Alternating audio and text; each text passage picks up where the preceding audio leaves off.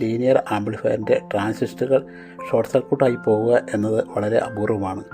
എങ്കിലും അവ പോയി കഴിഞ്ഞാൽ എന്തു ചെയ്യും? ഇത്തരം ട്രാൻസിസ്റ്ററുകൾ മാർക്കറ്റിൽ വലിയ വിലയാണ്.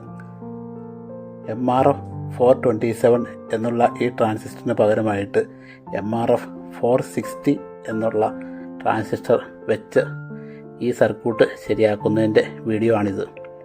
ഇതിൻ്റെ ലെഗ് വ്യത്യാസമുണ്ട്. ഒന്നിൻ്റെ ഒരേ സൈഡിലേക്ക് 3 കണക്ഷനും മറ്റത് ഒന്ന് ക്രോസ് ആയിട്ടിരിക്കുന്നതുമാണ്. ഇതിൻ്റെ ഹോൾ കറക്റ്റ് ആയതുകൊണ്ട് സ്ക്രൂ ഇട്ട് പിടിപ്പിക്കാം. ഏതെങ്കിലും 2 സൈഡിലേക്കുള്ള നെഗറ്റീവ് കണക്ഷൻ കറക്റ്റായി വരുന്ന രീതിയിൽ പിടിപ്പിക്കുക. ബാക്കിയുള്ള ഗേറ്റും ഡ്രെയിനും വളച്ച് വെച്ച് കണക്ഷൻ കൊടുക്കുക.